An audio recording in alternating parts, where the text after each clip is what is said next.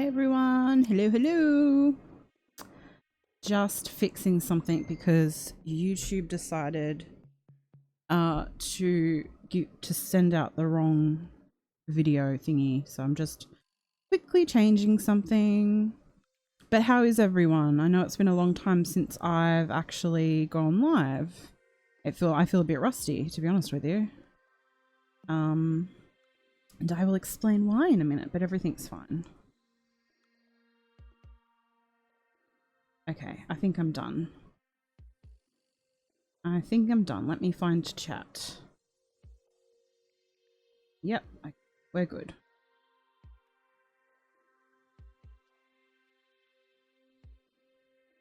Yay, okay. All right. There we are. Okay, so now I can see everyone. Where's chat? Why won't it let me scroll up? It won't let me scroll up. How rude. How rude. Hey everyone. Hey Morgan, Emily, Denise, Sassy Pants, Bunny Bubs, Video Chimp, JR, Lang. How is everyone? I can't scroll up any further. It won't let me for some reason. Let me see if it will if I pop it out. Oh, okay. I think that might be the top. That's okay. Let's close that up. Restore chat. How is everyone? Hey Black Rose. So I haven't been on for two reasons. The first reason being that I haven't been very well. I have several chronic illnesses and I have been overdoing it, and so my body decided it had had enough and went on strike for a little bit.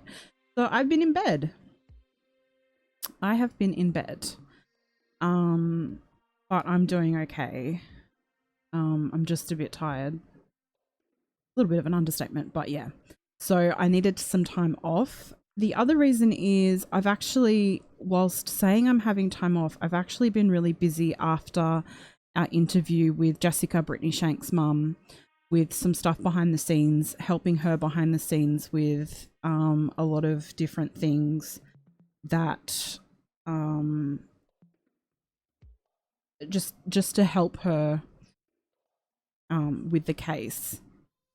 Not anything that I'm going to say publicly yet, but she's really happy with the help that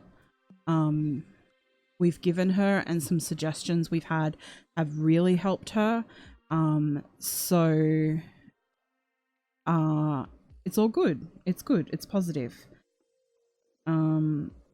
So I've been working a lot for Brittany Shanks' case, and I've also been working a lot with Kevin Bacon's case behind the scenes. I do have several people I'm speaking to, different sources, and so I've been discussing things with them. So in the next week, you will see some interviews, as long as they go through, some interviews in regards to both cases that'll be really important. And I will schedule those because I think that when things like that happen, it's really good to schedule them so that I can give you guys notice.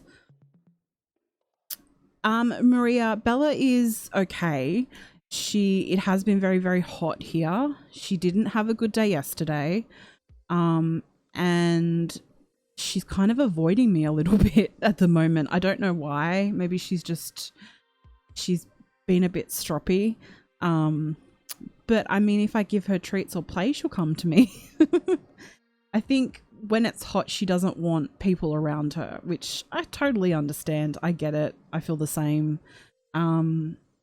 We had a storm last night, which was lovely. It was so lovely to hear the rain. It's all dried up now. But yeah, she's okay. She's doing well.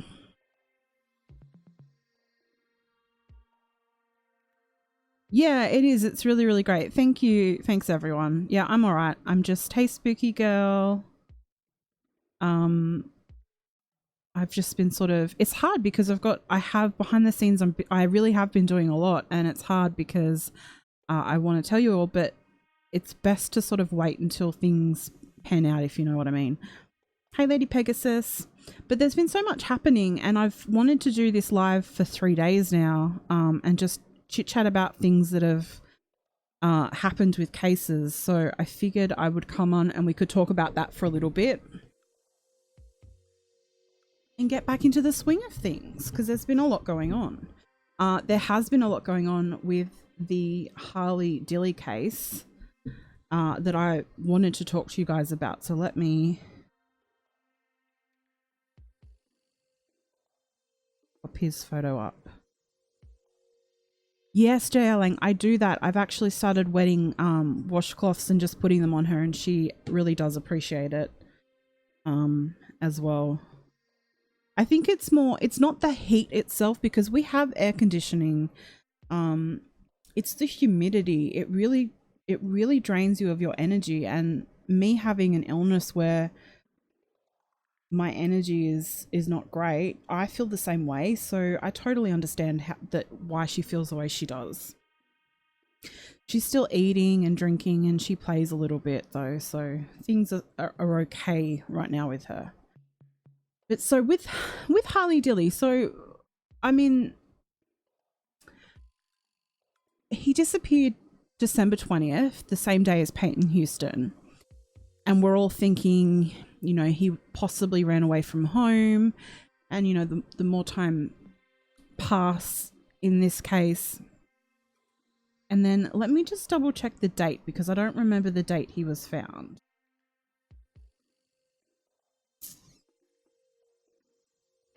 This article doesn't say. Only a couple of days. Okay, so actually it does. Tuesday. So last Tuesday. Has it really been that long already?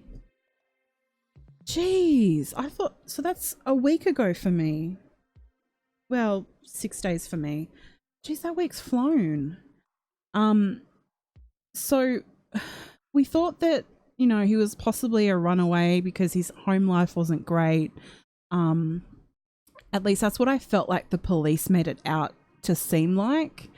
And then sadly, we found police and coroner at a home across from his home, a home that was only used for vacationing, holidaying, whatever you want to say. And it didn't look good. We had people on the scene who were live streaming that were saying that they did bring a body out. And sadly, then they announced that it was Harley's body, and he was found in the chimney. We know now that his cause of death was asphyxia, compressive asphyxia. So they believe that he actually climbed through the chimney to get into the home, and he got stuck and he died of asphyxia, which to me personally actually makes me a little anxious, to be honest with you. Talking about it, I cannot think of a worse way to go, to be perfectly blunt. Hey Kanga Blue, how are you? Hey Pat. Yeah, unfortunately Harley have been like, and how scared or awful he was, and then to be his parents and to know that he was so close to home, I cannot imagine that, the pain of that. So that was what had happened. But now we have his mother speaking out a lot, and we have on social media, I've put it in our group, All Things True Crime, that a lot of people are asking a lot of questions in regards to Harley's mum. So let me find the post again so I can pop it on screen of what his mum said. I found it. Perfect.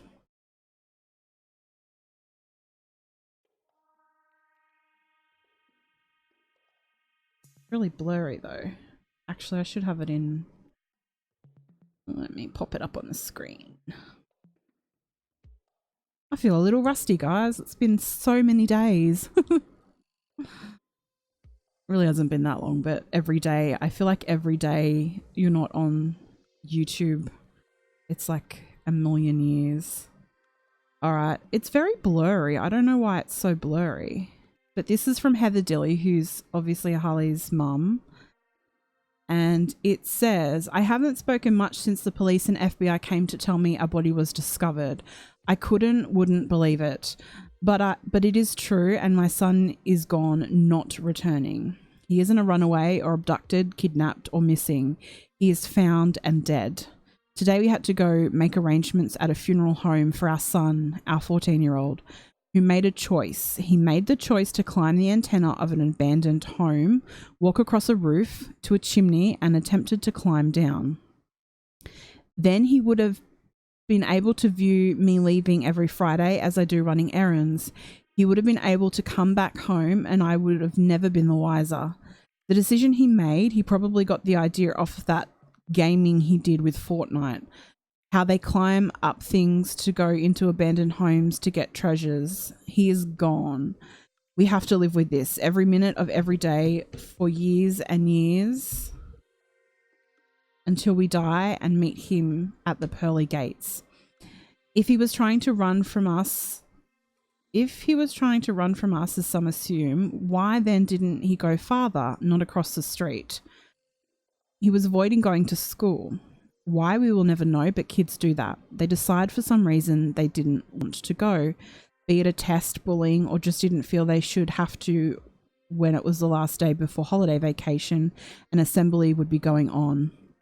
The whole thing could not have been avoided. See, what you don't get is when Harley made this decision, it was his final decision. Even if we found out he missed school, which I hold the school responsible for only making one call, and when unable to leave a message due to voicemail being full, they should have gone next in line to speak with a human being, seeing as we have 6 on our list. He was already deceased. So regardless of what this negligence petition is circulating, even if we called in those 2 to 24 hours, he was already dead. You can point the finger at me, us, whatever you want. The outcome would have been the same either way. Now you want to crucify me for telling my son to go to school. So be it, but don't sit there and throw stones in a glass house. So it has come out now that there is a petition for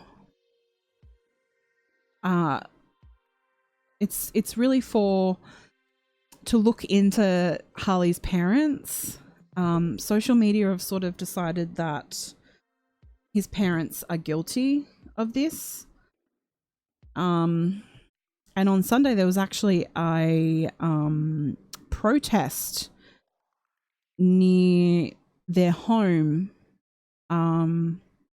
sort of, and they had signs up and they were yelling justice for Harley. So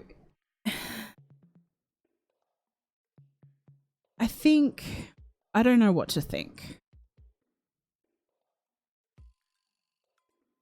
Oh, hang on, I'm missing a birthday. Kim! Yes, I knew it was Kim's birthday. Technically, it was yesterday for me. I always wish everyone in America happy birthday early, and they're like, it's not my birthday. And I'm like, yes, it is.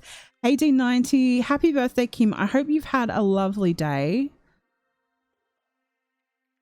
A lovely, lovely day. Let me go back and read chat so I can see.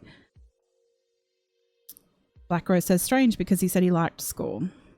Jacket and glasses found inside the house. So wasn't the jacket and glasses, didn't he take those off and they were further inside the chimney? Because I do believe that the chimney was blocked off.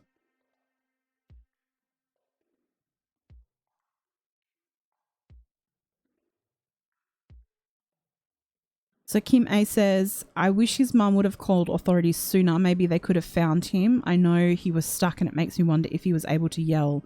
And did he? I know. That's what I keep thinking about. His last minutes, his last hours. How long was he there before he passed? It's just awful. Kanga says, it doesn't sound like it was his decision to die. I don't think so either. I think he probably, to me, I'm trying to think about being in his mind. He's 14 years old. He's thinking it's the last day before school holidays. Oh, that house is abandoned. I wonder if I could go, pretend I go to school, go camp out in the house all day, and then come back and mum and dad won't know that I was gone. Because, it's the last day of school and everyone sort of thinks, what's the point of the last day of school? There really isn't a point in the last day of school, to be perfectly honest with you. Stay in school, get those kids. But so I kind of think maybe that's what he was thinking. And just like she said with Fortnite, he was into gaming and maybe he did think that. Now, I did read a post a couple of, like a week ago or something, that someone asked their kid the same thing. If a house was locked, how would you get in? And they said exactly the same thing. I think it's circulating on Facebook that their kid would do the same thing and go down the chimney. Okay, let me have a little look. Wow, okay. I'm going to put this photo up. Screenshot it first. So we're going to see how big the chimney was, and it actually makes me, I don't know what it is, but it just makes me anxious. Confined spaces. Okay, so this is really great. Thank you so much. So Emily sent me this. This is how big the chimney was. This is why there's more questions, I believe.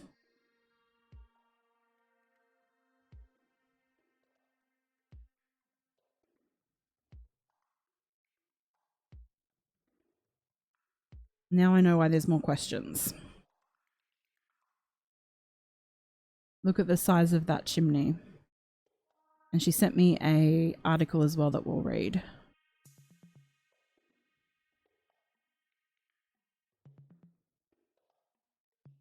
Hey Denise. Who else have I missed? Hey Audra. Hey April.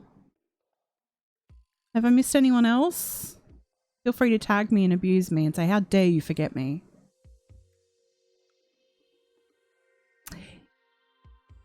Yes, there is Kangaroo.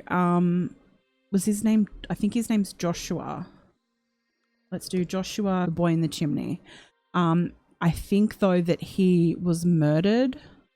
Well, it hasn't been solved. That's another Woodland Park case. And I think Dad with the Phone actually did talk about that case. I remember doing a lot of research on that case actually.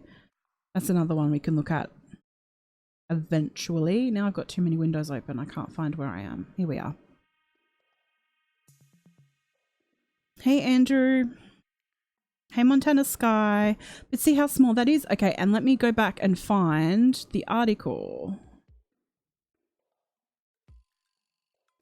that was sent to me. So this is an article from, I'll put it in the source. I like to do that. There are so many things to go over, guys.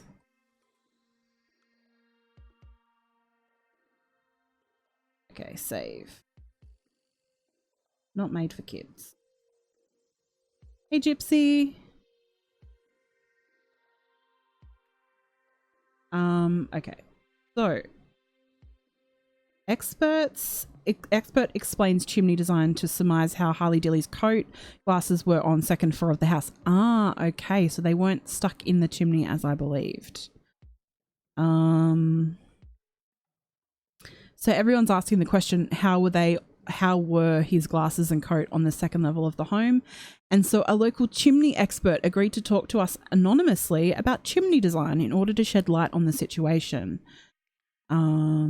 So he didn't know the actual layout of the house, so he was just talking on general terms. He said that according to property records that there is a flue on the second floor. I don't really know much. I'm Australian. And so I don't know whether many houses have chimneys here. I'm not sure. Kangaroo, help me out on this one. I don't know anything about chimneys at all. So once on the roof, he made his way to the chimney near the center of the roof. The home's chimney is 9 inches by 13 inches, small but not too small for a teen who weighed about 100 pounds to squeeze into. Ugh.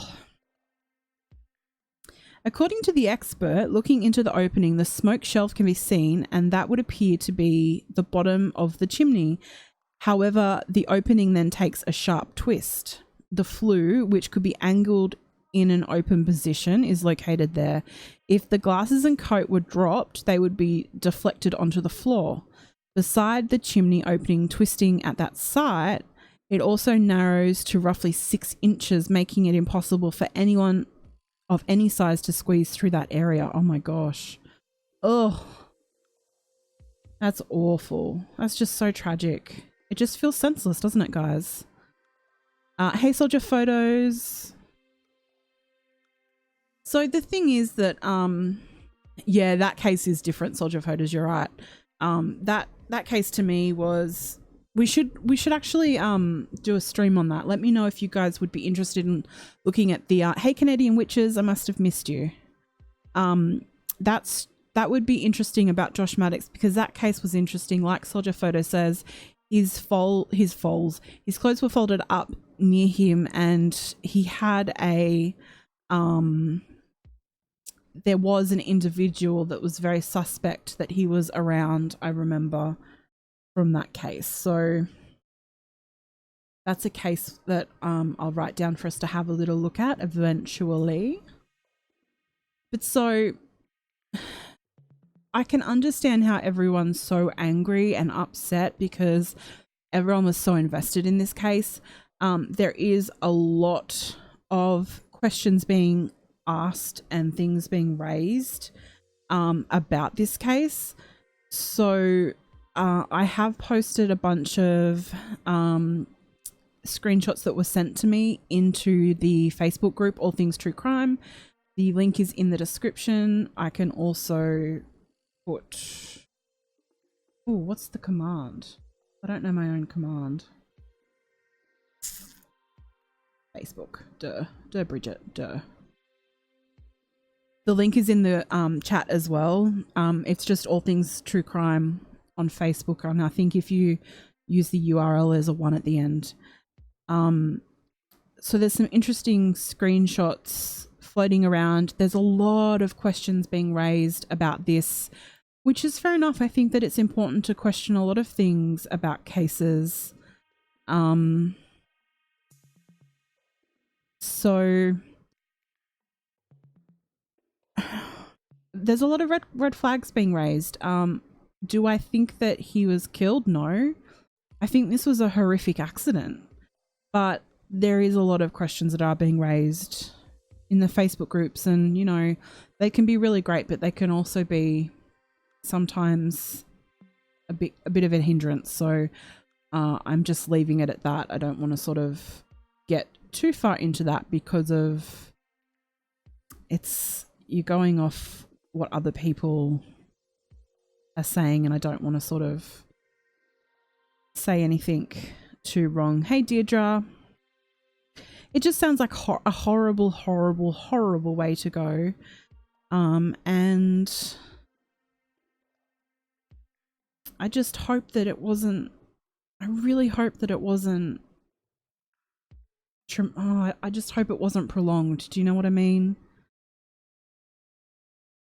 But I understand why people are angry, because how does this happen? I understand that feeling. How the hell does this happen? And sometimes it just does. Sometimes horrible accidents happen. Sometimes they're not accidents, you know? That is the world of true crime, I believe. So stay tuned, because I don't think this case is going... I don't think this is the end. I think there's going to be more that comes out with this one for some reason. I feel like maybe his parents will be looked at. Not maybe just because of his home life situation. I'm not sure.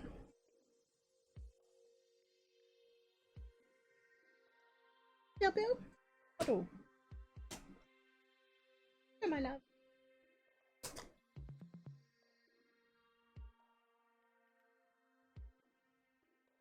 There we go. How did he even get his shoulders in there? I don't know. So he was 100 pounds, which I think is about 50 kilos. I think there's a press release tomorrow. I read. Oh, Emily, if you find anything out, can you please let me know? Hey, Caitlin. We are good. Belle Belle had a rough day yesterday. She seems better today. I think that the humidity really gets to her. The bunnies are great, as usual. The bunnies don't know anything happens. They didn't know we were almost evacuated. They didn't know when it's hot. They have the best air conditioning in the house. Spoiled little munchkins.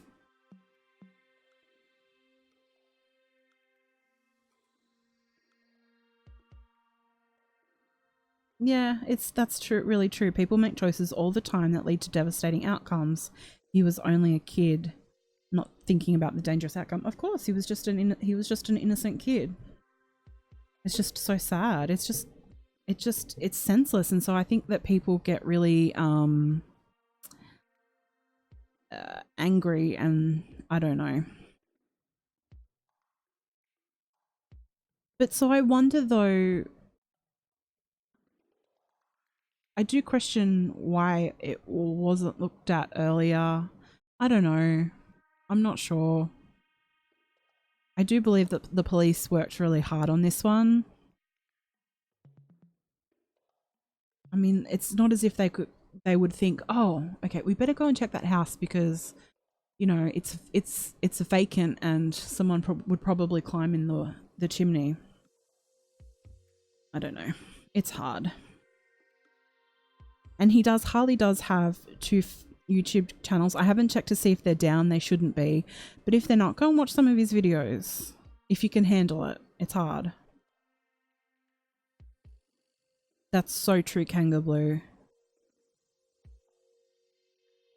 So yes, that's the latest on Harley. So what else are we covering today? What else have I got notes on? So I did want to look at Payton Houston.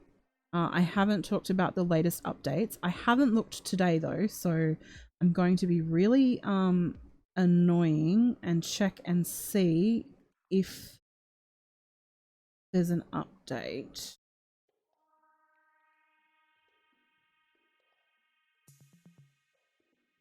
Why doesn't this article that I've pulled up even have the guy's name? That's really ridiculous.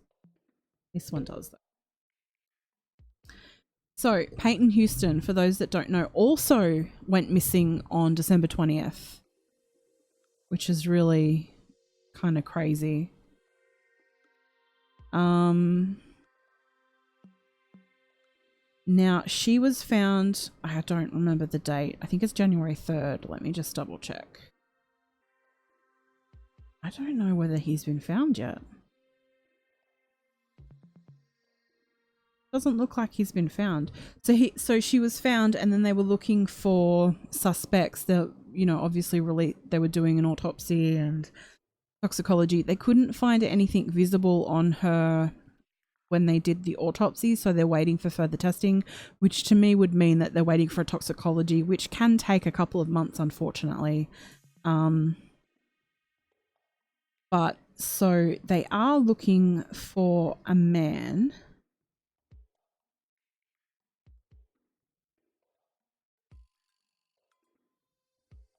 Why in none of these articles have they got his name?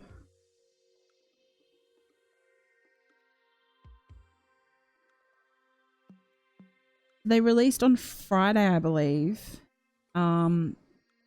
They released the name of a man, and his name is Frederick Hampton. He's 50 of Brighton. He is a sex offender. He's a registered Alabama sex offender. And they haven't found him as... I haven't seen anything to confirm they've actually been able to find him, but they announced that they have a warrant for his arrest on a charge of abusing a corpse. So obviously nothing has been... No charges have been laid against anyone for murder because they still don't have a cause of death, unfortunately. So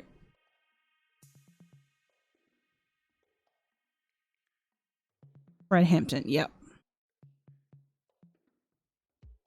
Thank you, Black Rose, for that, for letting me know about that. So yes, so there is a man. Let me grab a photo of him in case anyone wants to see his ugly mug. So we don't really know what happened with her. We just know that they want this man because obviously she didn't bury herself. Sounds really silly, but it's true. She didn't bury herself. So what happened to her? So there's a photo of the man, Frederick Hampton. Yes. So if you see this man, please contact police.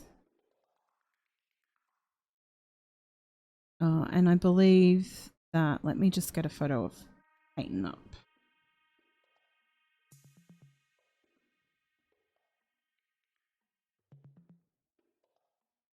Beautiful Payton. There we go. So we don't know we really don't know what happened. I hope that we get some answers with the toxicology. If anyone hears anything, can you guys please let me know? What case is this, Deirdre? So this is the case of Payton Houston. She was a 29-year-old woman that went missing in Birmingham, Alabama on December 20th.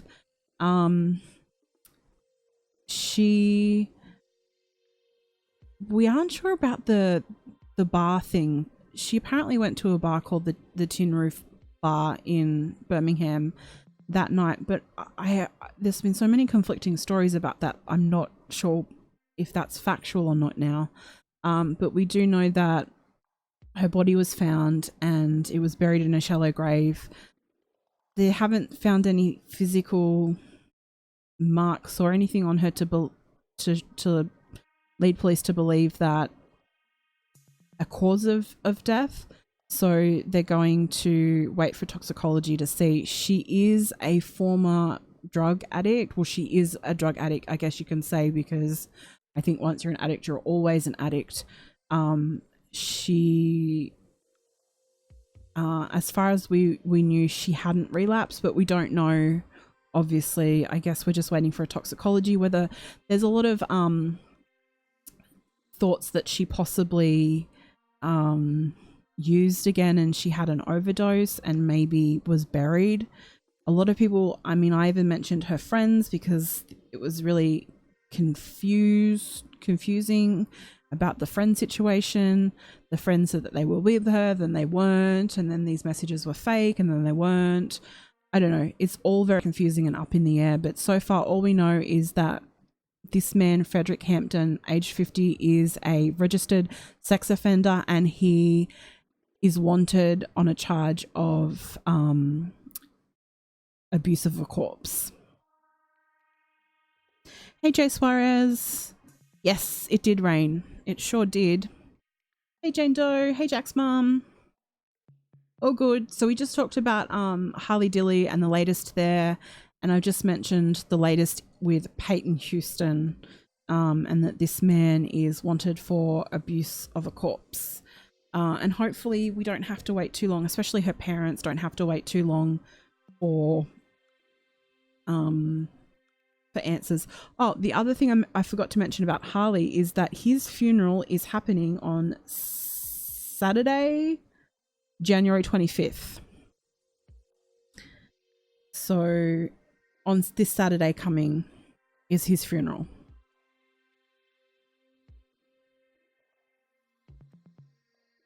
Did you get hail, Lady Pegasus? I didn't get hail. We barely had a storm, to be honest. It really passed us.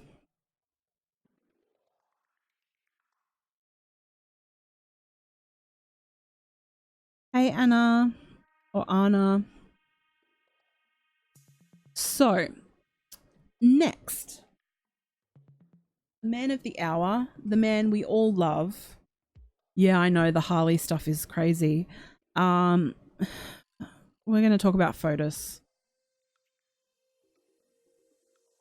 Effing Fotis. Hey, Nikki. You got hail and a blackout, Lady Pegasus. I got nothing like that. I missed it all. I love hail and blackouts. Well, I don't really love blackouts, but it can be fun during a storm. What a disappointment. I'm sad I missed out. There was a lot of damage, actually, I believe. A lot of people lost power. Hey, Southern Mum. So Fotis. Flippin' Fotis. That man. So I got hold of the search warrants that were released. There was over 400 pages. Let me check. 467 pages. And I managed to go through them all. So you all must love me forever for that. There wasn't a whole bunch of new information. There was a little though. So I thought that I would mention what I learned. I mean, a lot of the information was the same. Search warrant of the pages were exactly the same. I didn't want to sort of bring it all up and go through it all because it just seemed kind of pointless to me.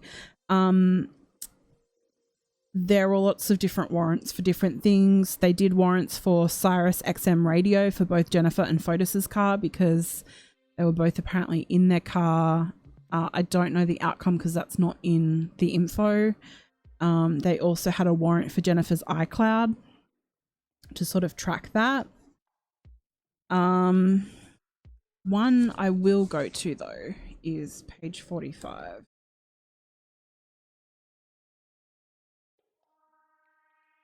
Uh, 16 and 17, so the next page.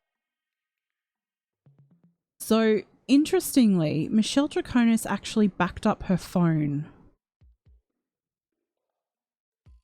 She called a technology consultant for Fotis and called him on the 30th of May. Jennifer disappeared on the 24th and asked to help for assistance with her phone and computer. And then on the 31st, she was helped with the time machine backup of her phone and computer to a 1 terabyte external drive. So that was interesting to me. And then in that paragraph, it states that by that time, Draconis had already deleted her Facebook page. She was very worried about photos of her daughter being released on the internet, which actually I completely understand. So that was interesting. Which is, I don't know whether it's like a tracking account. That was also given a warrant. Now, I don't know if we knew this next bit of information. Let me know if you did. But on Pal Gamini's car, so that is the employee of the Fall Group, which is Fotis Dulos' company. It is alleged that Fotis actually used Pal's car to commit the murder of Jennifer. So in the search warrant, they actually did find blood-like stains in Pal's car. I don't remember hearing that. I don't know about you guys. Did we know that? I don't remember. Oh, fun, Nikki. Drive safe.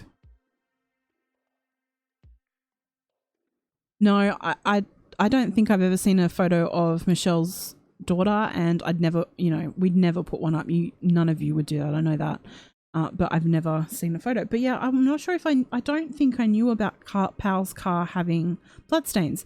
But that is interesting because remember Fotis went and had that car detailed and wanted to rip out and did rip out the 2 seats from the front and replaced them. Jack's mum, that is Pal's car, is the 2001 Toyota Tacoma. It's red.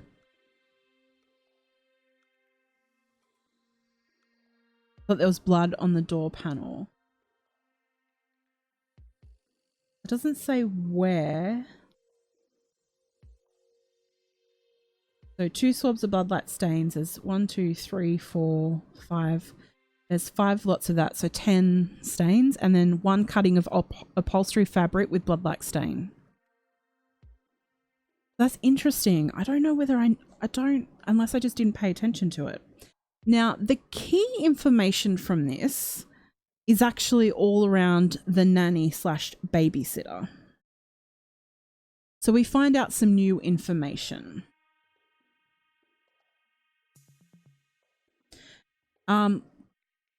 We find out that obviously Jennifer was reported missing. But it goes into more detail around what happened there. Yeah, there are so many cars. I do want to do, I think, just a video, not a live, maybe a video, and explain the tracking of the cars for that day so that everyone understands. Hey, Tracker 3. Welcome in, everyone. I'm sorry if I didn't say hello. Make sure you tag me in the chat so I can say hello to you. There's just so many cars in this. There's like a million cars. When I was going through the search warrants here, there are so many cars involved in this, honestly. But let's talk about the nanny. The nannies see everything. I used to be a babysitter. I know a lot of stuff about a lot of stuff.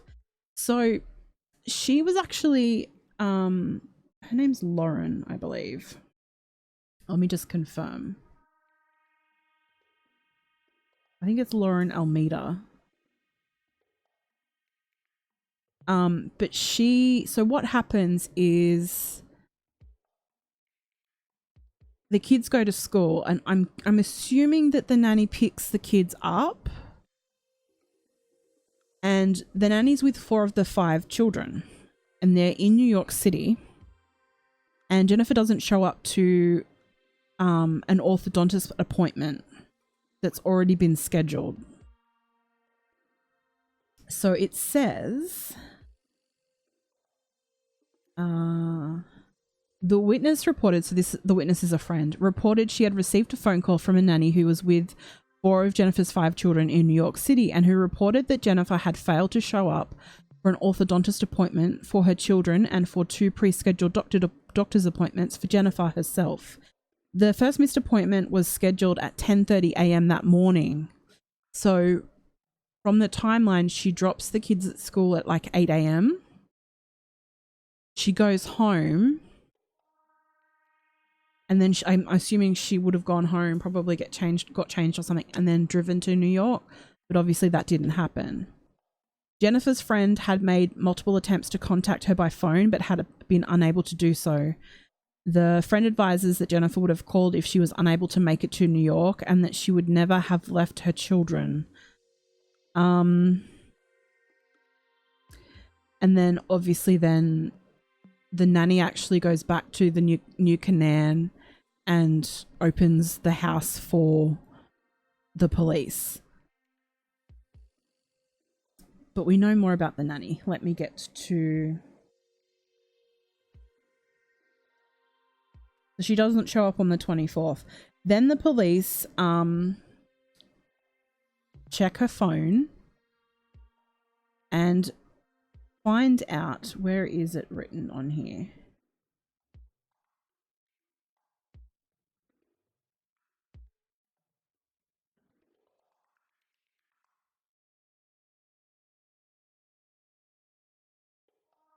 Okay, so her last point of contact, let me find it, it's in this paragraph, is, so her phone stayed on until 11:09. So she drops the kids off at around 8 o'clock, 7:58, 8 o'clock. She drives home, and she's seen driving home at 10:05. And then she had an appointment at 10:30 in New York, but her car is seen leaving. They believe it was Fotis driving it at 10:25 a.m. And her phone, the cell phone records show that at 11:09 is the last activity on her phone. So 11:09 a.m. is the last activity on her phone. But the last text message is to the babysitter / nanny. They call her babysitter, they call them her nanny. So it's really confusing. The last text, or the last contact that Jennifer has to anyone is at 7:57 a.m. and it's to Lauren Almeida, who is the babysitter / nanny. So she sends that message. She drops the kids to school. She comes back home.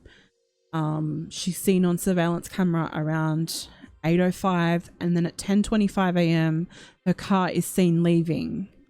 So obviously this all took place around, hey Renee, this all took place from 8:05 to 10:25 a.m. whatever happened to Jennifer. The other thing, they talk about this, the blood in the garage. We all knew that there was blood in the garage. I don't remember, but I'm sure we've probably covered, but I don't remember us knowing that there was a footprint in blood. There's a partial footprint or shoe impression in the blood. Do you guys remember that? I don't. So it says that when they arrive, this is what they take. Blood was located on both garage cans inside the garage. Blood spatter was noted along the driver's side door. That would be the black Range Rover. An area where it appeared someone tried to clean up blood on the concrete floor. Partial bloody shoe impressions were noted on the concrete floor. A quarter-sized droplet of blood on the driver's side rear fender. The left front fender's driver's side showed an area that was wiped clean. Droplets of blood were on the front of vehicle. A blood smear was found on the concrete floor next to driver's rear door. Blood was on one of the garage cans' left side lift handle, and a cellular telephone and tablet on the master bedroom stand they took. I feel like we were told in this search warrant more blood evidence. I didn't think that they had that much, but clearly they did.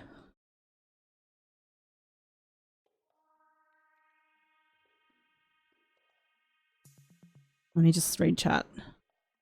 The car video would be great. So I do have actual still images of the cars that I'm going to put in that video as well.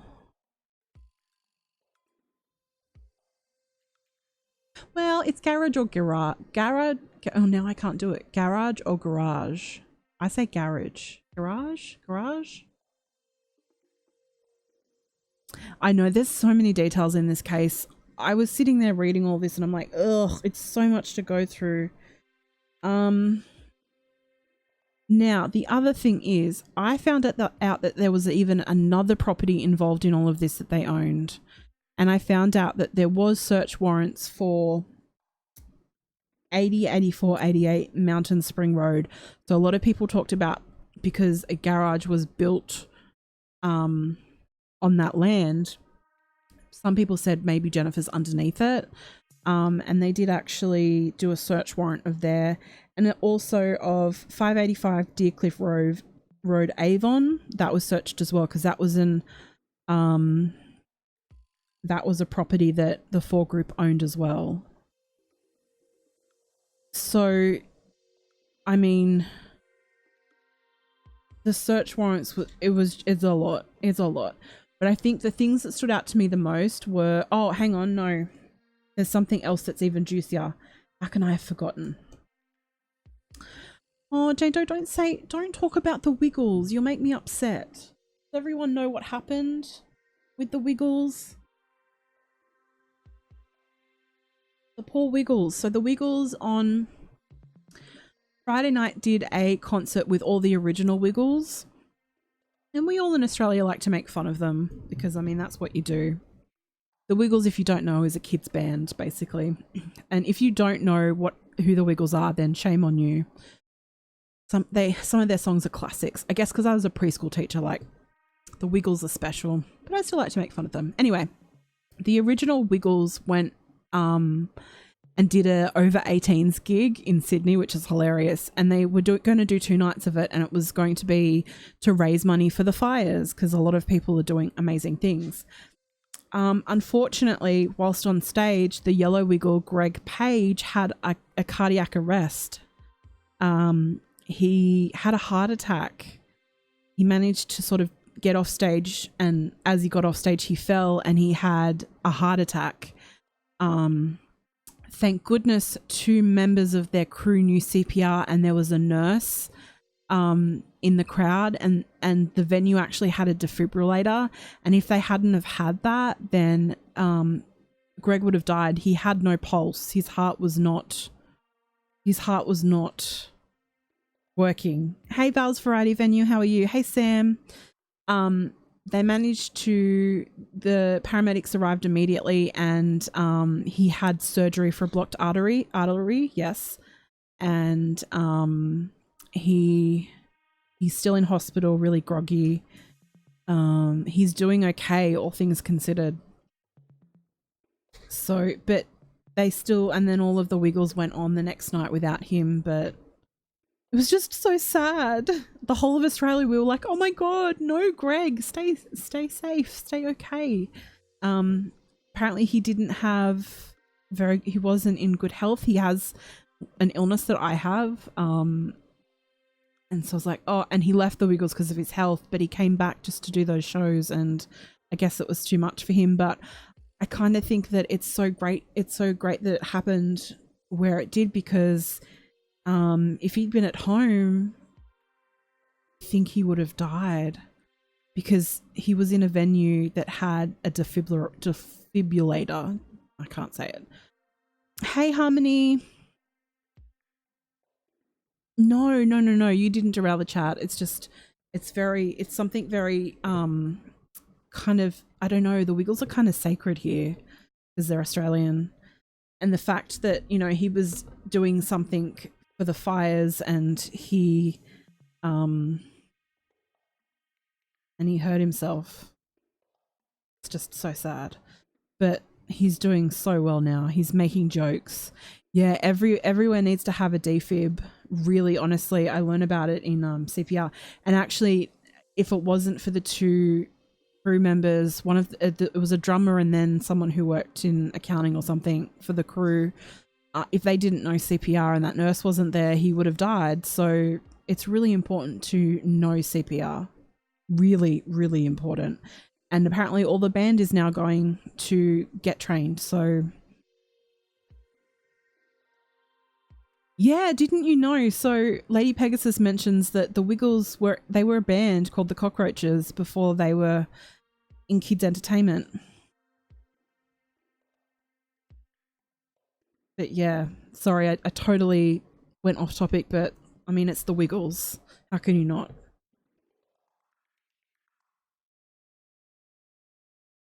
What's the song that they used to do at Christmas time? No, maybe it wasn't them. But there's a song every Christmas, and it just drove me crazy when I worked as a preschool teacher. Oh, I bet they did love Wiggles Time.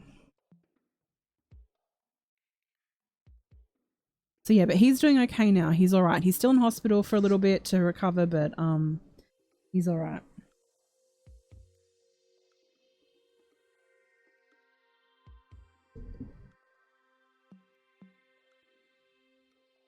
So this is the juicy stuff with Fotis. Fruit salad. Oh, I can't sing. Copyright. Okay, so this is the the juicy stuff, because this is stuff we didn't know.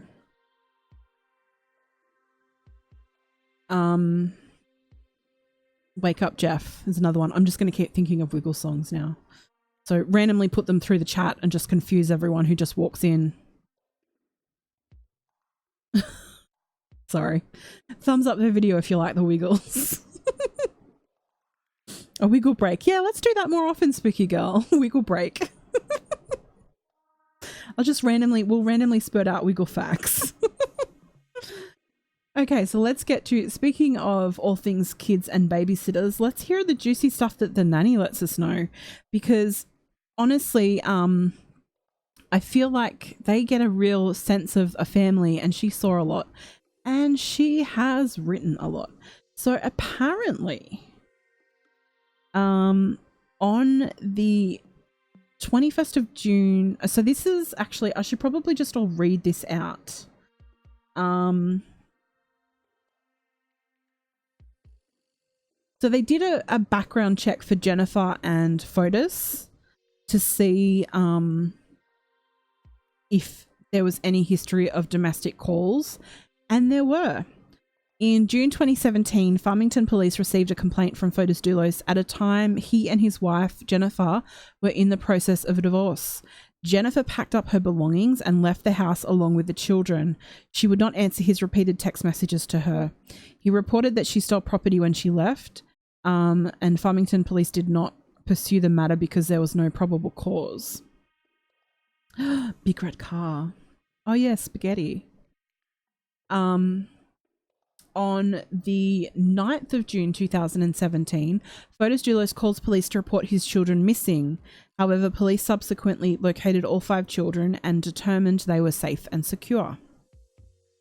On the 21st of June, again 2017, Farmington police secured an unregistered firearm, a Glock 19 9mm, from Fotis Dulos pursuant to a lawful protective order. As of the 8th of March 2019, a friend of Fotis Dulos had reportedly made arrangements to receive the Glock. The exact status of the firearm is currently undetermined. I don't remember ever knowing about an unregistered firearm.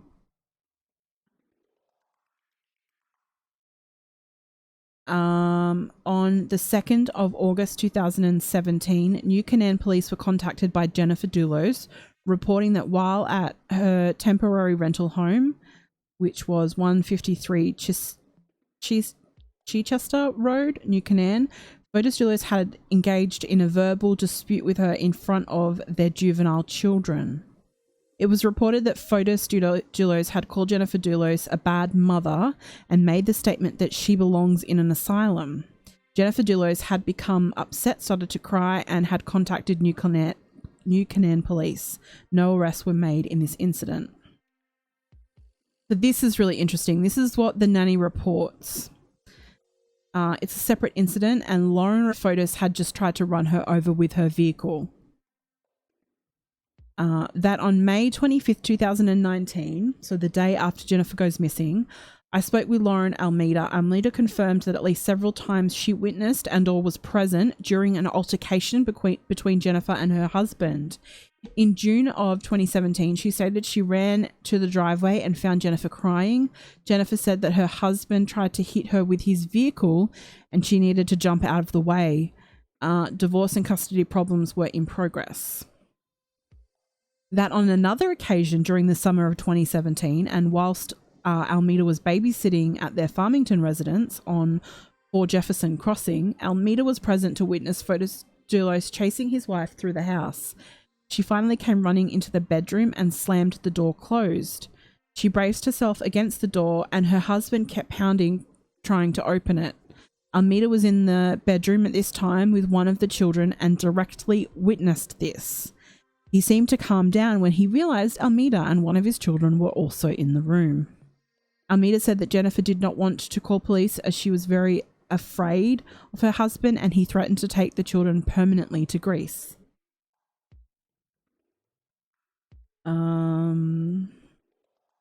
It talks about obviously then the contentious court battles involving divorce and custody issues. The most recent court appearance, so it was only days before Jennifer went missing. It was May 17th. She went missing on the 24th. So that was really interesting.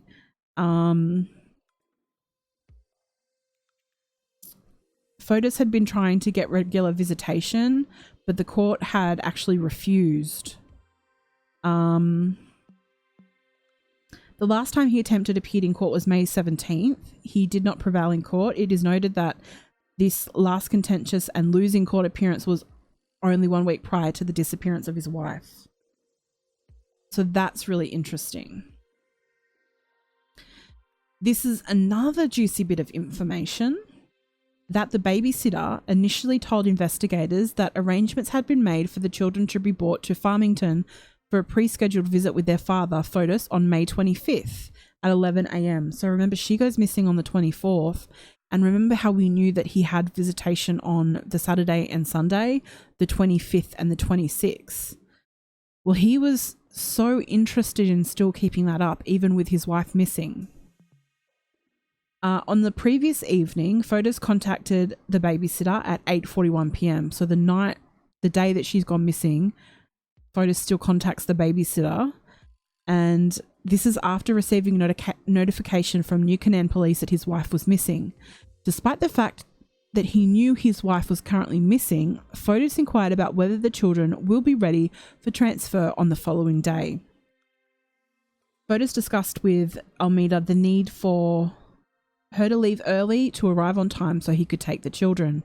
Additionally, Fotis appeared unconcerned that his wife was missing and only talked about not missing the 11 a.m. transfer time. She said it was very unusual as she is never supposed to be involved in any transfer of the children. She told him that she was waiting for instructions from the police. He texted her again later to ask for an update. So this is me speculating, but based on, I have said the entire way through that I believed that May 25th and May 26th were key, because I truly, truly, truly believe that his thought was he was going to get rid of Jennifer on the 24th, the Friday, and then he was going to get his kids on the 25th and he was going to run off with his kids. I truly believe that that's what his plan was. I believe that he was going to take them to Greece. I think that the only reason that didn't happen is because of the babysitter being on the ball and communicating with Jennifer's friends and making the police aware of this communication she had with Fotis, and her friends being on the ball and knowing something's wrong, and especially the New Canaan Police Department. I truly believe that if they weren't on top of it from the minute they got the phone call, then he would be in Greece right now with his kids. I truly believe that was his plan. And I think that this really solidifies it for me.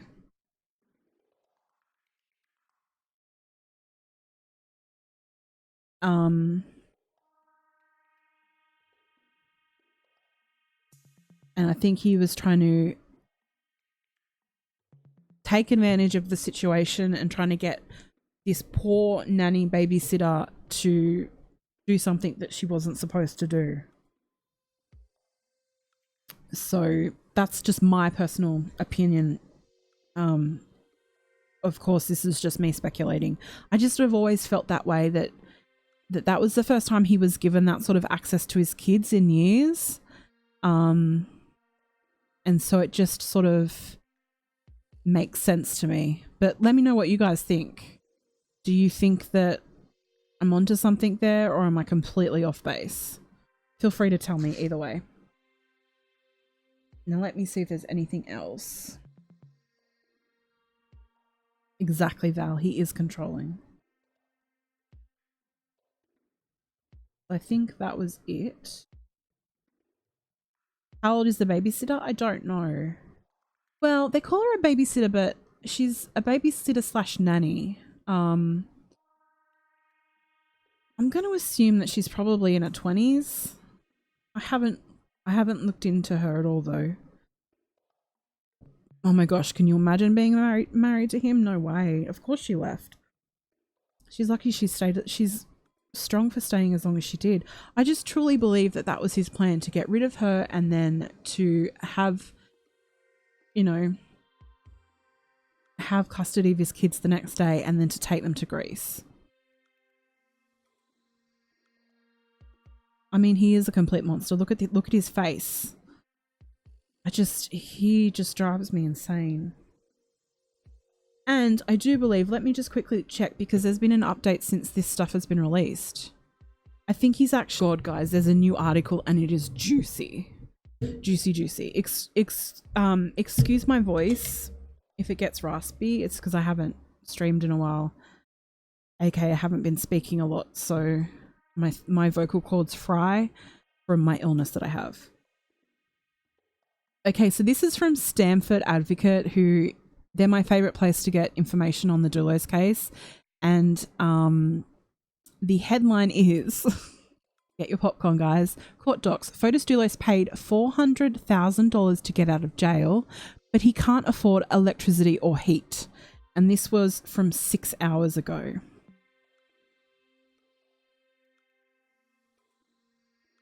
New Canaan. Fotis Dulos put up more than $400,000 to bail himself out of jail, but he cannot pay for electricity or heat at his Sturbridge Hill Road home under foreclosure, according to a sworn affidavit filed by a bank executive. The Savings Bank of Danbury wants a judge to put his home into receivership. The bank foreclosed on the home in late 2019 after Fotis Dulos failed to make payments on the $2.7 million mortgage.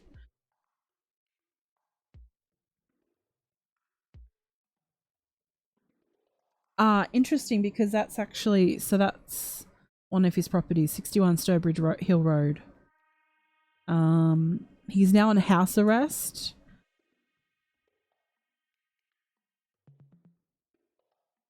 So he's on house arrest at his Farmington home and he can't leave, obviously.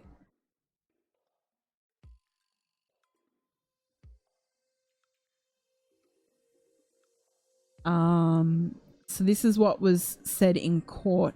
Mr. Dulos is unable to maintain the premises whilst under house arrest. Furthermore, Mr. Dulos has informed the bank that he does not have sufficient funds to maintain the premises and pay for such things as snow ploughing and lawn maintenance. The house is on the market for $3.9 million, but Fotis Dulos owes more than $4.5 million on the property, including a $500,000 loan from his Greek business associate, a $600 loan from his friend Harry, and a $500,000 attachment to the home by his mother-in-law, Gloria Farber. Farber is also foreclosing on their Farmington home.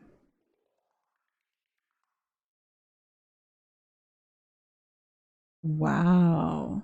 The bank's also considering installing a security system on that property that he owns. So that is the new property that I've not heard of before, 61 Sturbridge Hill Road. Juicy. Michelle Troconis has also been released on house arrest. What about his little friend? His friend Kent Mawhinney is still in jail. He didn't make bond. But that's not the news I wanted to tell you about. That's still juicy.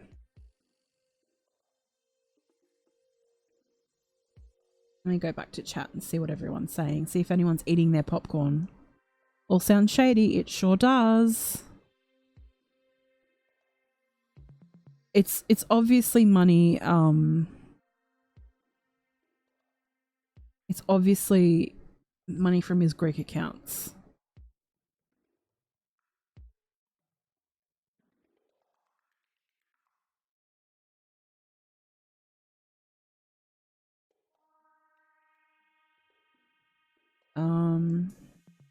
That's not the one, that's not the article I wanted to show you. So apparently he's actually like trying to ask the police why he was charged with murder.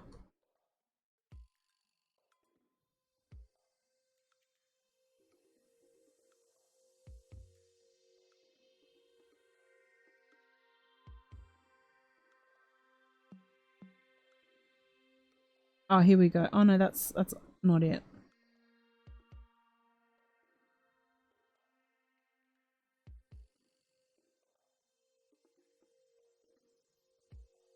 I can't find it. That's so annoying.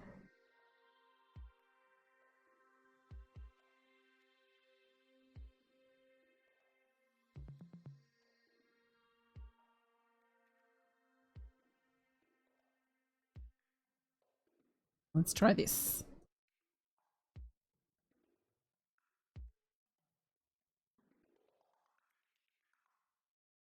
Oh, here we go. I found it. So his attorney's actually filed to have all of his charges dismissed.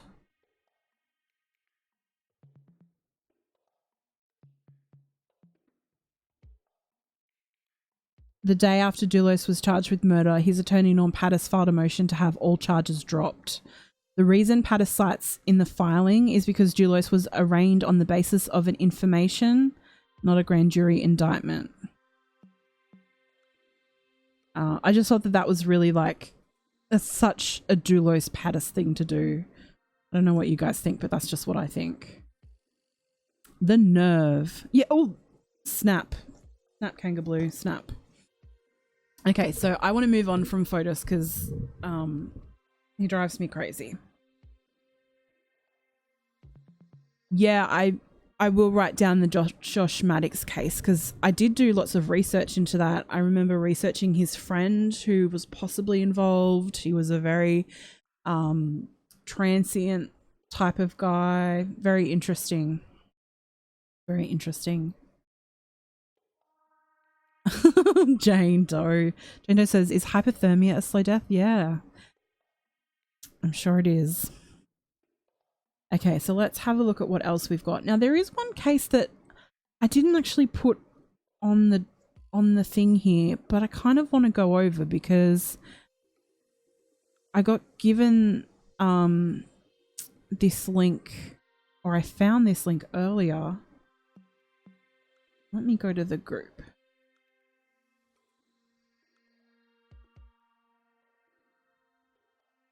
It's about a Thai Ted Bundy. It's crazy.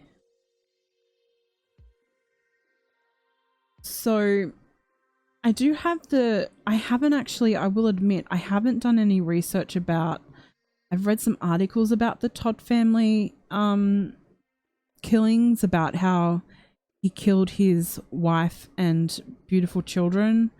If you're still interested, we can go over it. I haven't done any research on it, but I really wanted to talk about this case because I think that cases like this don't get as much attention because it's not like an English first language country. And so I feel like it doesn't get as much media attention in Western culture. But I just have to I feel like I have to talk about it because it's crazy. So I hope you don't mind that I do. I don't think you will, because once you hear about it. Now, I'm going to apologize already if I mispronounce any names, because I will. But I just have to share this story with you. Now let me quickly go back to chat and see what everyone's saying. Which case is this? So this is a case, let me just quickly. So this is a case out of Thailand. Let me pop the link into here as a source.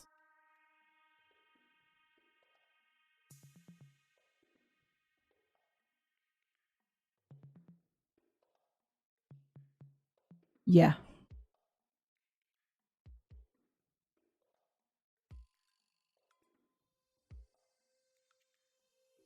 Did someone get I don't think anyone got arrested in Josh Maddox's case. There's just a guy that's very interesting. He's been arrested for other things. Just wet my vocal cords.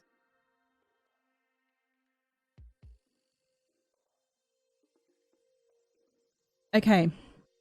A wealthy property heir has been arrested after police searching for his missing girlfriend make a terrifying find at his mansion. The first sentence is just so jarring. Police in Thailand have arrested an alleged serial killer after hundreds of bones belonging to young women were found in his garden pond. It is claimed wealthy property heir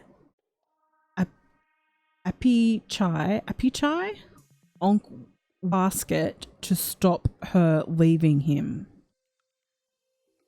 It appears to have targeted a large number of women. He appears to have targeted a large number of women and killed them in a gruesome manner before attempting to dispose of their remains, with British news publication The Sun comparing the alleged killer with notorious US serial killer Ted Bundy. Miss Chiachet, nicknamed Kick, was suffocated and then hurled into the pond full of carnivorous alligator garfish at Mr. Ongwitsit's home in Bangkok, Thailand last July, it is believed. The body of the missing young woman went undiscovered until police, who had received a tip-off this month, were told she'd been murdered. Miss Chayachit's body, identified by a large fish tattoo on her back. I mean, the irony of that is jarring. Was discovered tied to a metal gate and weighed down with dumbbells in the pond on January 9th. The suspect, who has now been dubbed the Metal Casket Killer, has been remanded in custody while investigators consider further charges. Prepare yourself. Officers now believe there could be many more victims after police divers found at least 298 human bones in the water on Friday. And I know that the human body has over 300 bones, but that's a lot of bones to still be in there. It's just... The family of a missing 12-year-old who lived near the property in the Thai capital's Nabangkai district believed she could also be in the pond. Police said they were hoping to drain the pond to discover the full extent of Mr. Ongwitsit's alleged killing spree. Oh my gosh. Okay, in a bizarre twist, Mr. Ongwitsit is the son of a wealthy businessman, Chalamachai Ongwitsit, who was jailed for butchering a 15-year-old girl in 1983 but later shot dead. Ongwitsit's mother was accused of masterminding the crime but subsequently fled abroad with his young sister. The family owned the city's Ongwitsit market and are thought to be worth millions. The police colonel, commander of the Women and Children's Welfare Division, said the investigation suggests many more victims were killed by Apachai. The investigation has found several women who were involved with the culprit had disappeared. They include his friends, girlfriends, and sex workers, the police chief said. We have found 298 bone pieces in the pond so far, but could not clarify how many humans these bones were from. We are also seeking his ex-girlfriend, who we believe might have witnessed or have information about him killing the missing women. It's insane.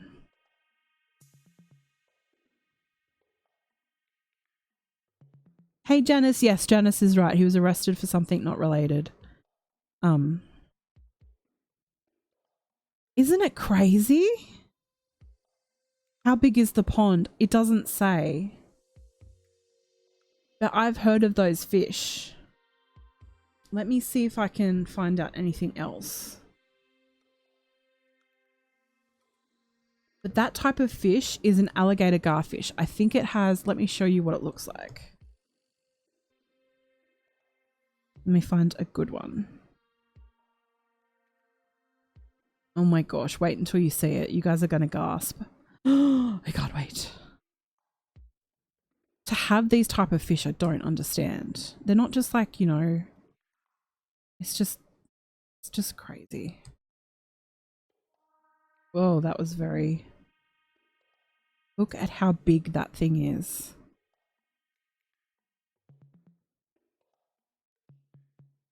So you can tell why they're alligator with their mouths when it comes up on the screen for you guys.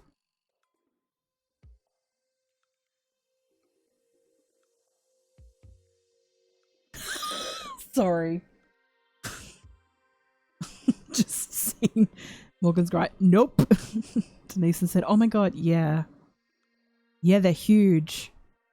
Yeah, they're huge. Yeah. Yep. So let's see if we can find out how big the pond was. What are they calling him? The metal casket? Metal casket killer?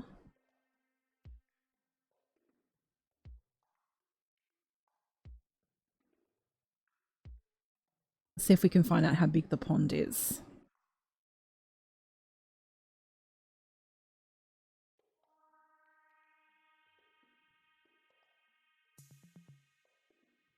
Um, Witnesses have come forward reporting at least 2 other people buried in the pond, with at least 1 other murdered woman.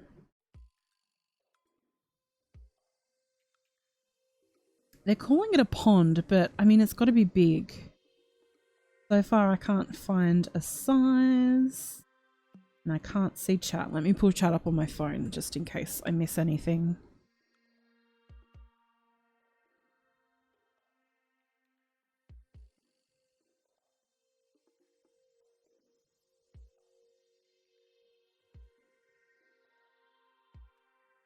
Yeah, so they're feeding the women to the fish. I mean, because they're obviously really aggressive.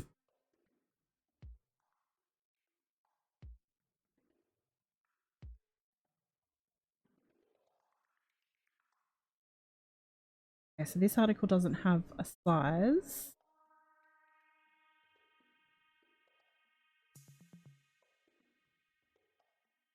Family pets.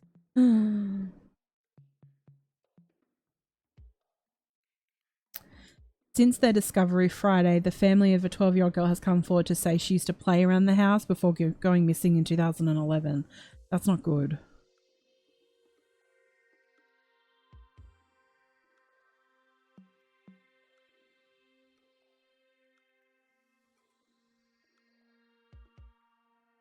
Oh, Riley, I'm waiting for my copy to arrive. It's taking forever to get here. Interesting. I wish we could have like a book club, and maybe like once a month we just talk about the books that we're reading, like the true crime books, because I recommended The Trauma Cleaner, and someone contacted me on Twitter and said that they're reading it and it's incredible. And so I'm a huge reader. I'm rereading To Kill a Mockingbird at the moment, totally unrelated. I'm waiting for my copy of Luca Magnotta's mum's book. I love reading true crime books. And if you haven't read I'll Be Gone in the Dark by Michelle McNamara, then you haven't lived. Denise, it's called My Son the Killer, and it's written by her, and well, it's also written by a man, I can't remember his name. Hopefully Riley will let us know.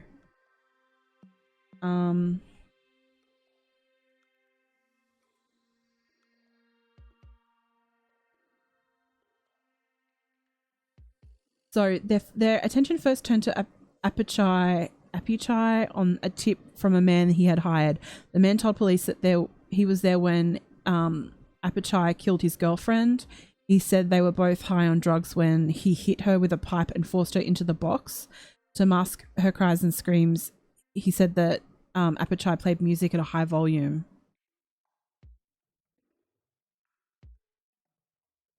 Oh, and she suffocated to death. He put her in the large metal chest overnight and she suffocated. That's awful.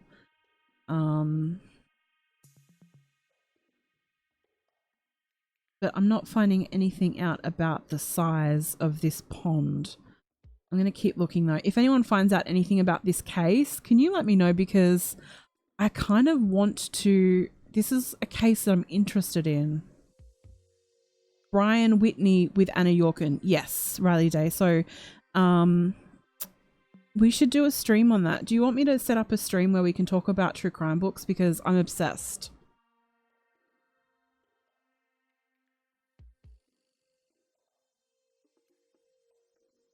Okay, so I'm reading a Daily Mail article now to see if they have anything else.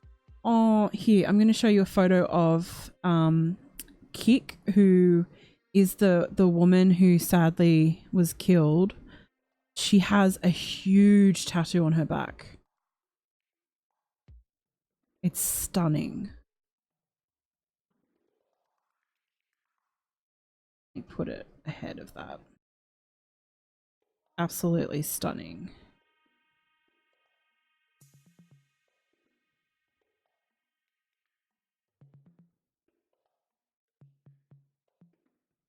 Oh my gosh, there's a photo of the bag where the body was in. I'm not showing that. Jeez, there's a lot of pictures.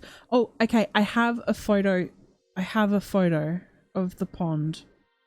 It's huge. Let me get his photo off the screen. This is with police divers. So it's pretty big, whatever the pond is. Yes, Morgan, I'm looking at that one now. Snap.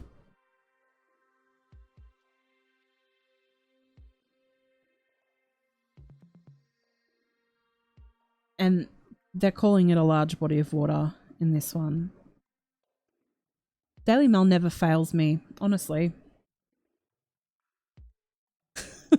This is a private pond on private property.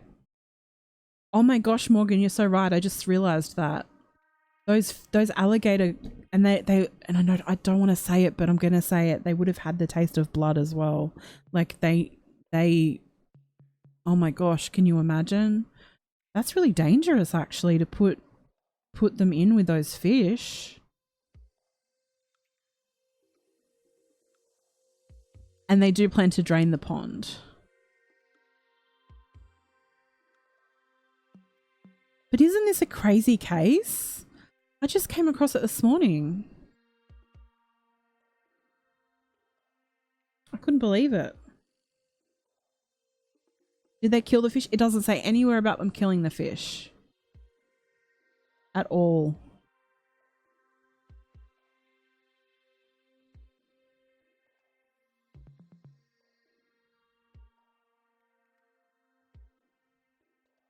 And they've taken the bones that they found, they've actually taken to a place where they do forensics to ensure that they do their best to identify if they can in any way.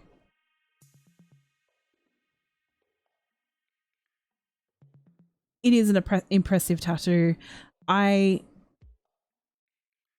just kind of makes me so sad that she had this such a beautiful koi fish tattoo, which koi fish tattoos have such a special, and the representation of a koi is amazing, swimming upstream. And then she was thrown into a pond with fish to consume her is just kind of insane. I don't know, Denise, why they're not eating.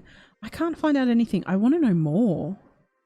So if anyone would like to do some respectful stalking, that's what we call when we sleuth on this case. So this happened in Thailand. It's being called the metal casket killer. So if you find out any information, post it in our Facebook group, All Things True Crime.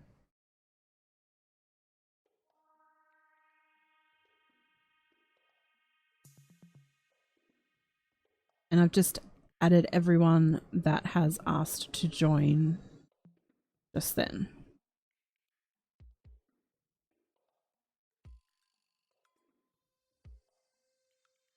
I know, Jaxmon, there's some crazy cases going on. And whilst we're mentioning that, I should probably mention that Kanga Blue, yes, his father killed a 15-year-old, butchered a 15-year-old. In the next couple of days, I will have some more information to release on Kevin Bacon's case.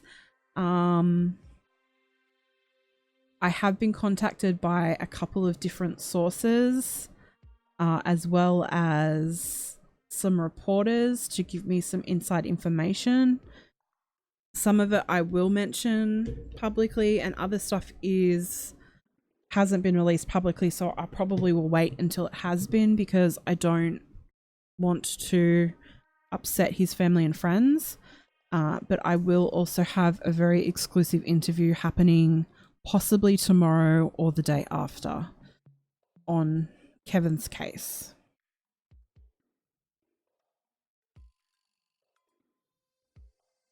So that is also a little bit of an update. Just, guys, I want you to brace yourself for Kevin's case. because it's going to get a whole lot worse.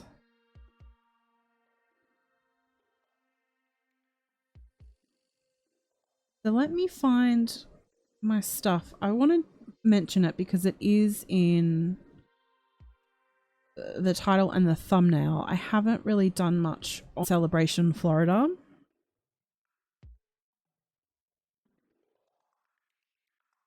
Let me put their photo up.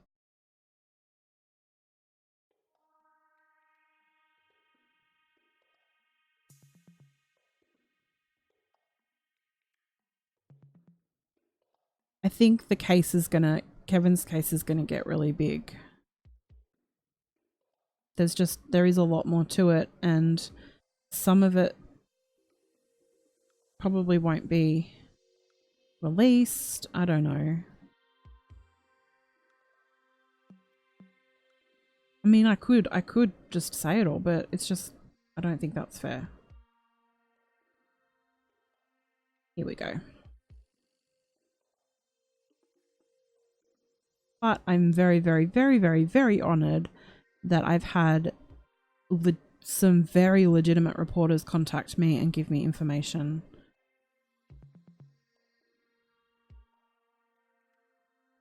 Okay, so let's move on to this one. Hey, One Smart Cookie. So Celebration is a wealthy, close community. Good to know. That is very good to know. So we do have 4 kids. The oldest is Alec. He's 13. Tyler is 11. And no, 3 kids. And Zoe is 4. And Megan is the mother, or Megan. We say Megan here, but I think in America it's mostly Megan.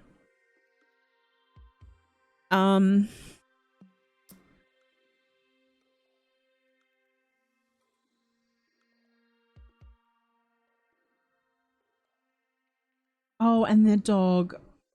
It's always the animals. Their dog Breezy was also killed by Anthony Todt, the man pictured. So he did kill them all. He killed them in December, I believe. Late in December.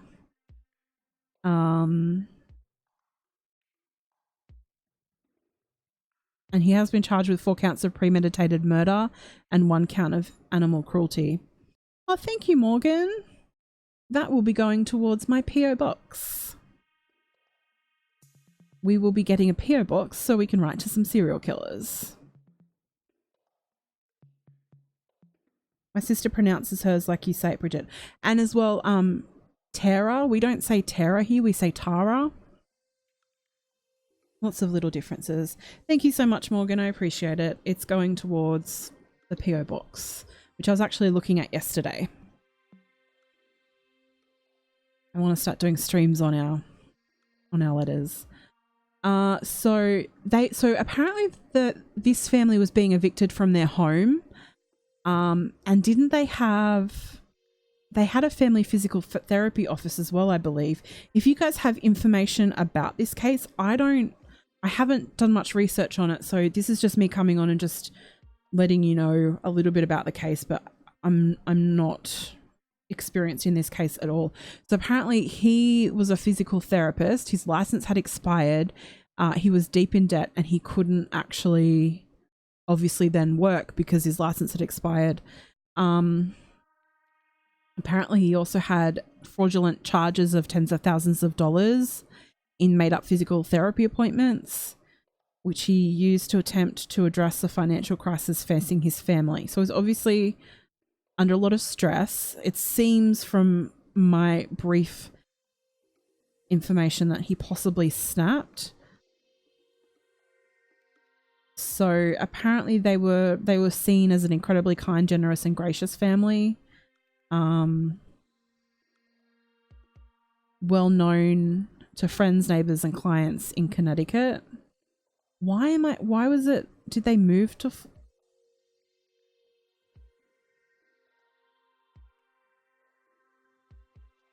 Did they move from Connecticut to Florida? because this is a current article that I'm reading, and that is a Connecticut paper, and they talk a lot about Connecticut.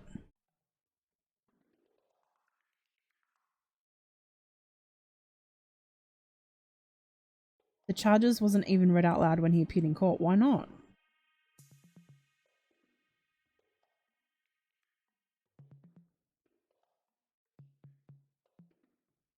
The strange case surrounding the Todt family first came to light about 10 days ago when family members in Connecticut started a Facebook group called Looking for the Todt Family. So were they from Connecticut originally? And then...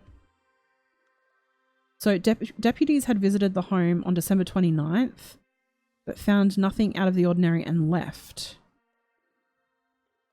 They visited again January 9th after federal authorities were unable to contact the family, but again, they found nothing.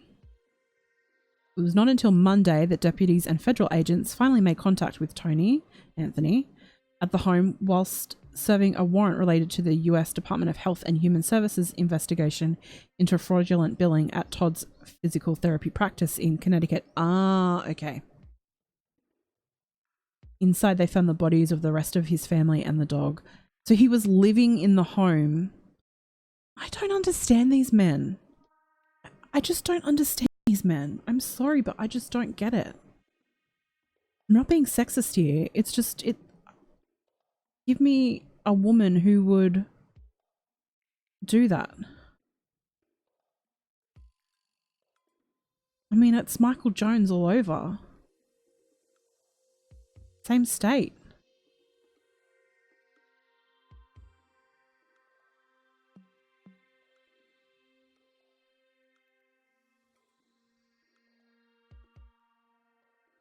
Officials have not publicly detailed how Todt is believed to have killed his family, nor his motive. The affidavit filed with Todd's arrest warrant has been sealed by a Florida judge. But records reviewed by the Courant last week revealed Todt was in deep legal and financial trouble related to his physical therapy businesses, listed in records as Performance Edge Sports LLC and also known as Family Physical Therapy, despite the rosy public image he had cultivated for years. So the group's Park Avenue office closed suddenly around Thanksgiving, not long after records showed Todd's physical therapy license expired on September 30th, which he failed to renew. Hey, Michael B., how are you?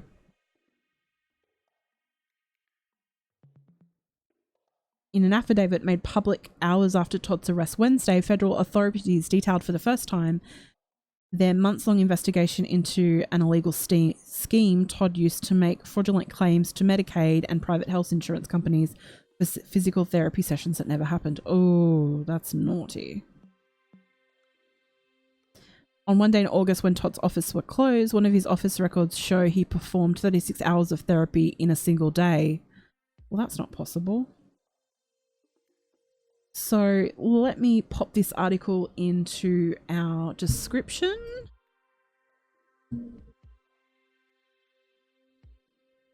So this is an article from the Courant. I love the Courant. Let's find some more info. Okay, that's 2 days ago, so we may have some more information floating around somewhere. If you find anything, you're welcome to email me, missbridgetparker@gmail.com, or you can post it in the Facebook group. Or if you're a mod, you can post it in chat, the link.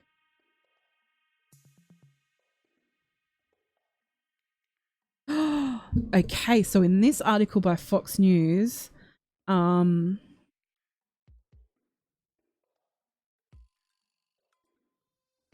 he actually had witnessed 40 years ago his own father's attempt to have his mother murdered. Oh my gosh. Interesting. The plot thickens. You good, Michael? Good. Good to hear.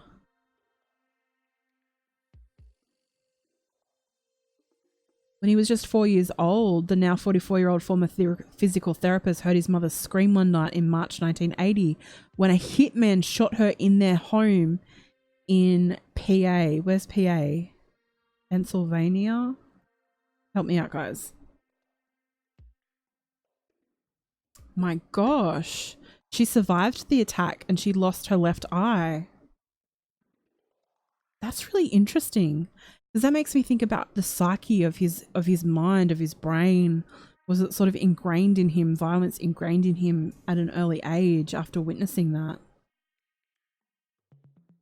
So apparently his father, Robert Todt, was a special education teacher and wrestling coach and was having an affair with a 17-year-old girl.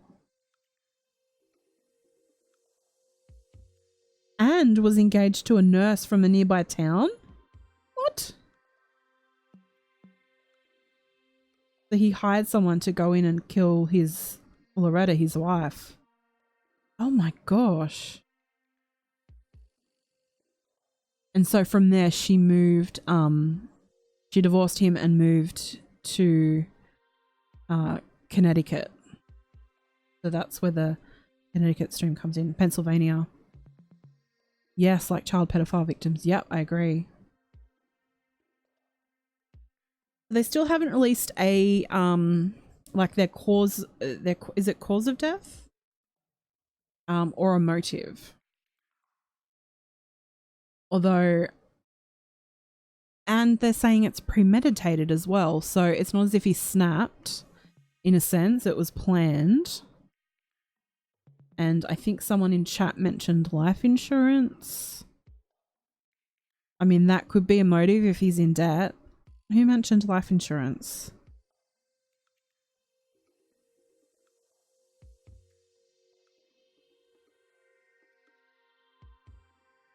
I can't find it. Someone mentioned it. I feel like they did. I swear they did. Just a little.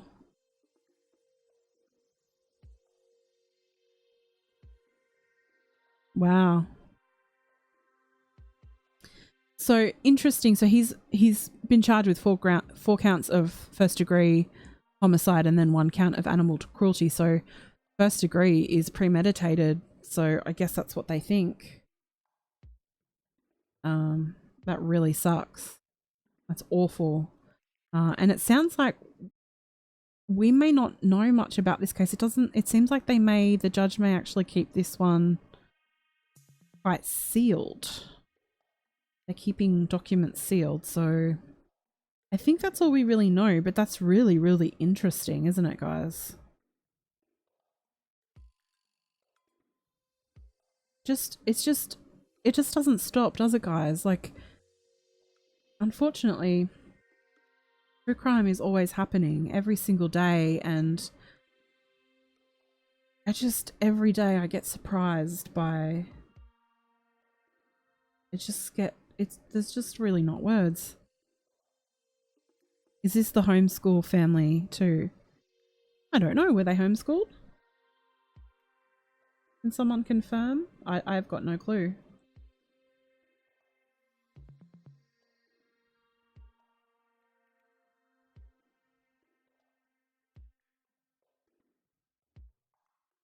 Exactly.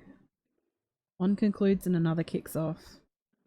So they'd recently moved as well from Colchester, Connecticut to Celebration, Florida, a gated community for something like this to happen.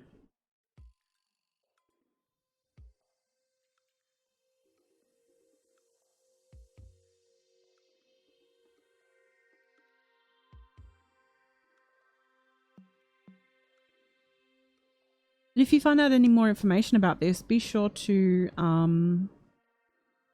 post it in the Facebook group or email it to me if you find out anything interesting.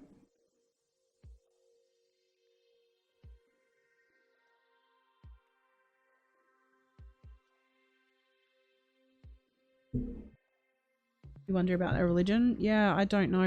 I really haven't done any research on this case. There's just so many cases. So many different things. And so, but I did want to come on and give some updates to cases that we have been looking at. And then, I mean, the metal casket case is just in Thailand is just insane to me. But I think for the next week or so, we will be focusing on, I have some interviews coming up I'm going to hopefully have an interview scheduled for tomorrow. So it'll be the same time that we do, which is usually 1 p.m. Sydney time, which is 9 p.m. Eastern for everyone over in America. So I think I'm going to leave it there. It was out there listening to the restream, the replay. Big hello. Let me know what you think about all these cases in the comments. I do need to clone myself. Honestly, it's really hard to keep up with everything because if you want to sort of be detailed about a case, it's really hard to keep up with everything else. But I have lots of people that send me information on news stories that come out, and I do really appreciate it because I honestly can't keep up. Jay Swartz says it is said he attempted to commit suicide by taking Benadryl. Oh, Anthony Todd. Wow. Interesting.